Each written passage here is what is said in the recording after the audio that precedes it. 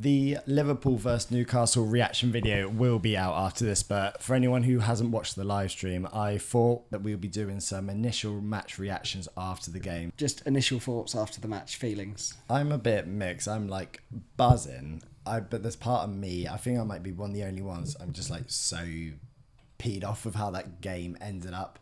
Like how we ended up going 2-0 up and then throwing it.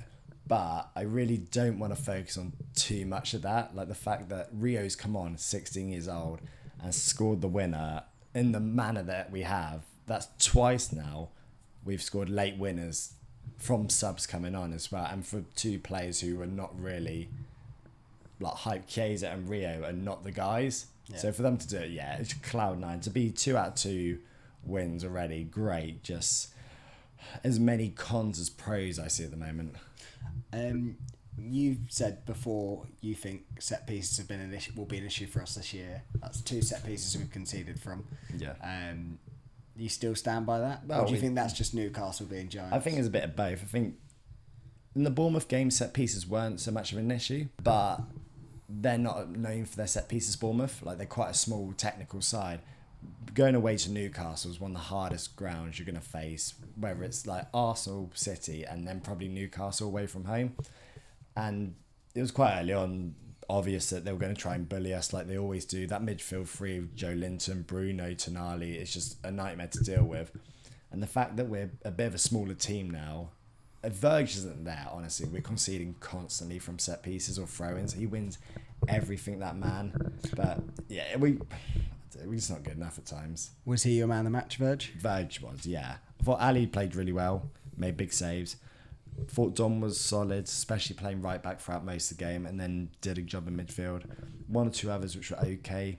I really questioned some of the attacking a lot, but Verge is head and shoulders above everyone. Literally, physically and footballing wise, just the best. So you said the attackers. Which attack? Name some names. Who do you Salah is invisible. Verts I want to love, but there's nothing to love yet other than he runs about a bit, has 1 or 2 flicks.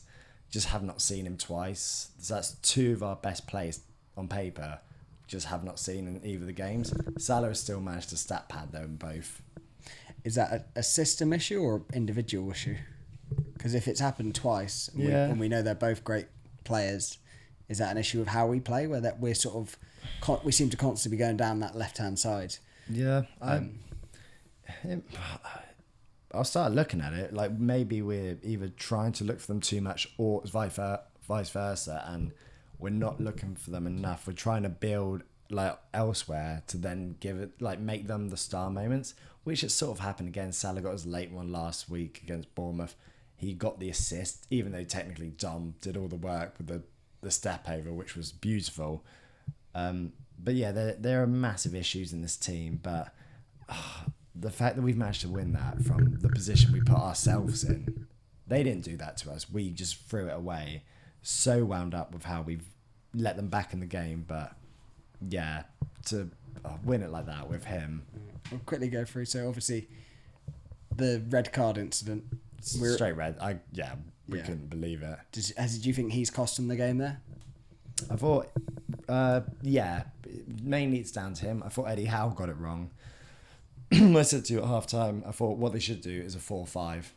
No striker, just sit back, low block, and then try and break. And not having a target man, it's just whoever makes the late runs, mainly the wingers, and then one of the midfielders joins the attack, hopefully, if you can keep possession.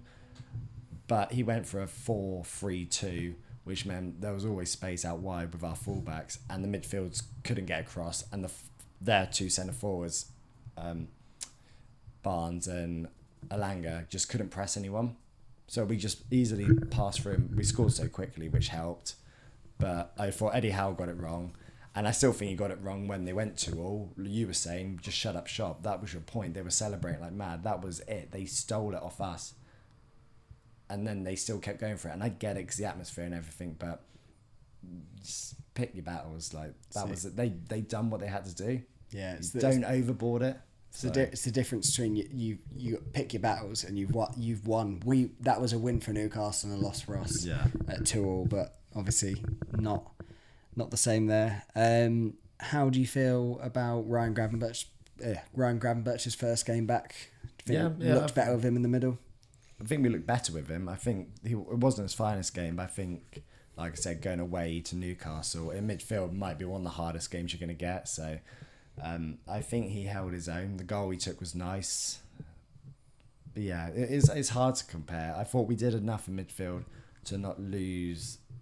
I don't think we lost the midfield battle, but I don't know.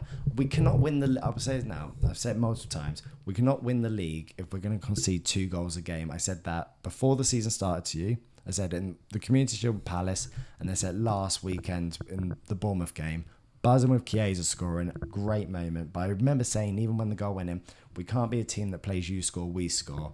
We're getting away with it. Can we not? It keeps happening, but it will catch up with us. I thought this game was going to be it. If it carries on and we just win it like this, we're going to have a hell of a reaction video this year. Yeah. But I don't see us winning the league if it carries on like this. And it's still early. There's a lot of new players, but you cannot, I promise you, will not score 2 goals a game. Will not concede 2 goals a game and win the league. It's physically impossible. Well, speaking of scoring, that's Hugo Ekitike's 3rd game competitively, counting the Community Shield. 3 goals, 1 in each. Yeah. But he looks class, Hugo. How they didn't take him, I don't know. Yeah. They should have, I've said it, they should have let us have Isak, they take Ekitike. It's worse on paper, but he looks absolute class. And I was more impressed with him today because of how more difficult the game was than the other one. He looked tidy in the Bournemouth game, but he really threw his weight. He threw his weight about and held the ball up well, linked up, and then to score again just proves he's a goal scorer. Yeah. Konate, not his best start to the season. No, wasn't impressed with Konate. I think Verge is the only one that can really hang his head up high and go, he played well today. Without Verge, we're probably 1-2-0 down before the game really got going for half an hour. It's hard to sort of discuss how people got on in their positions because it went down to 10 men for the second half. But how do you think Dom got on starting at right back? Yeah, I thought good. I thought he didn't really get beaten, did his job. It's hard, especially when you're out of position, but I can't say Dom really put foot wrong. There's 1 or 2 things, but he made 1 or 2 great clearances, a header, a block, didn't stop running as well. So I thought Dom was one of our best players, to be fair. And then when he went in midfield, contributed, that's dummy step over. You can see it coming. It's just whether he was going to be able to pull it off or no Rio was behind him. So yeah, other than Verge, maybe just behind Ali, but then he'd be my 3rd.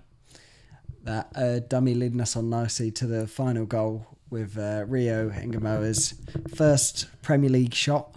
He is something else. 16 years old, thoughts? His mum still buys his trousers. His mum still buys his shorts. We've got a true superstar on our hands, and I'm so excited. I'm quite intrigued to see how many minutes he gets. That's been a talk a lot in pre-season because of how well we did. If he does moments like that, then we don't need a Luis Diaz replacement. We've already got him ready-made. Well, that was the sort of debate amongst fans of, do we need to go out and sign another left winger? We all know we need another forward, just at least someone across the front line, probably someone down the middle.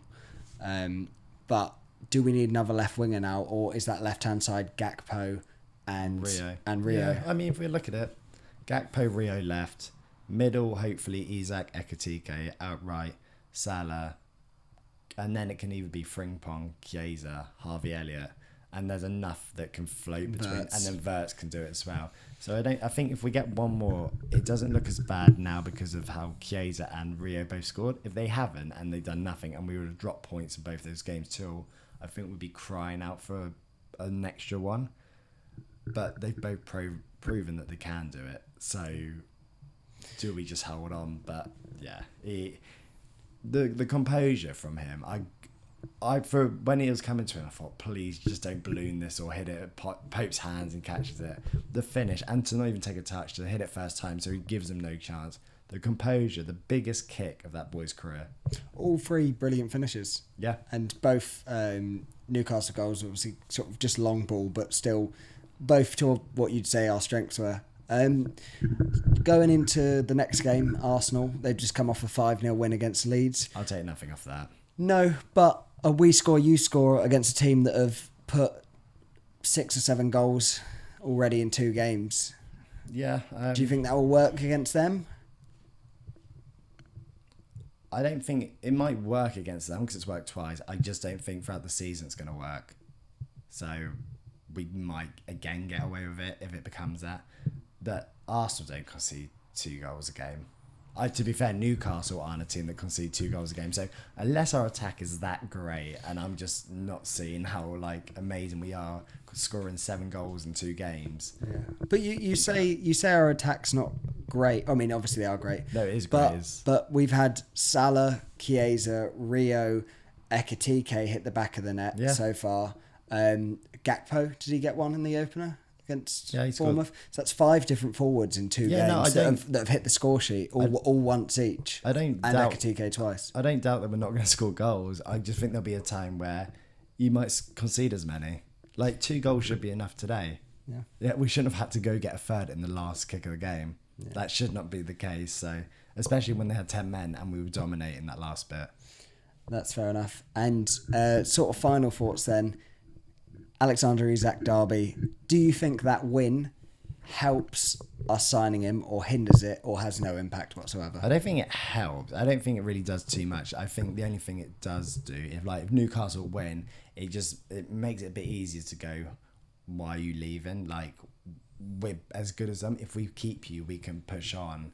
But the fact that we've won it, and especially like that, is more cemented. The only thing it might do is the way the game panned out. They might get a bit peed off and go, no, screw it, you're not having him. We're just going to be stubborn. And then I don't know whether Isak joins the team again or if he literally just sits on his backside and does nothing. But hopefully, we've got about a week left. So hopefully Isak joins us because it's not like we need more attackers, but having that extra firepower, there might be a stage where I turn around and go, you know what, you score, we score. We've got the best forwards in the world.